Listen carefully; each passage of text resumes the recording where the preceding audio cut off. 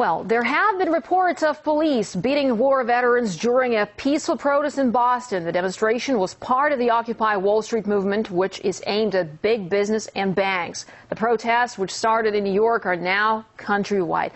Now let's get more from RT's Lucy Kifana, who's closely watching the protests for us there. Hello to you, Lucy. So these reports we're getting from Boston, is it the first time police have used force there?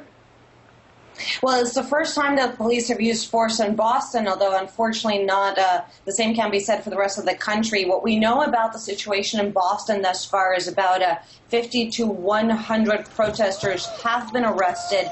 We heard reports of about 1,000 people camped out. There's actually been such a massive support for this movement in Boston that there were two separate camp areas where protesters were demonstrating. One of them got raided by the police this evening. We heard reports about police officers actually breaking down the tents, confiscating property. And as you mentioned earlier, the most, egregious act that we had witnessed was an actual physical confrontation between some former veterans of the Vietnam War. At least one of the gentlemen that we heard about was 74 years old.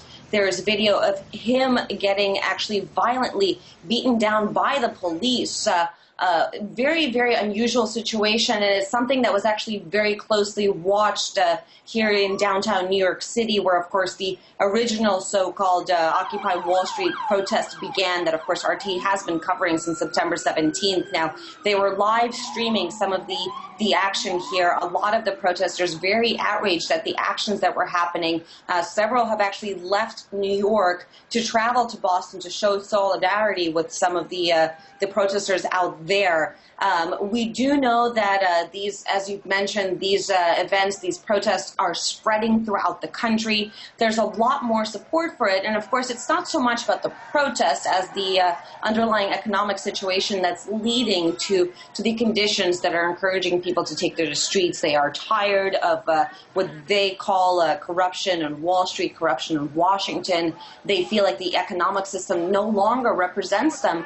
And many of the people that I've spoken to here really just don't feel like it's a democracy. It's the kind of country that they thought that they originally were living in. People are trying to take a stand for what they feel is right. Whether or not that's going to be heard, of course, is a whole separate story. Now, we do know that these protests, as I've said earlier, are spreading. We do know that the police are far more aware of the fact that there is this discontent across the country. They're trying to be careful, but again, we do see instances like what we saw, for example, last weekend here in New York on the Brooklyn Bridge, where 700 protesters were arrested for marching on the bridge, an unprecedented number here in New York.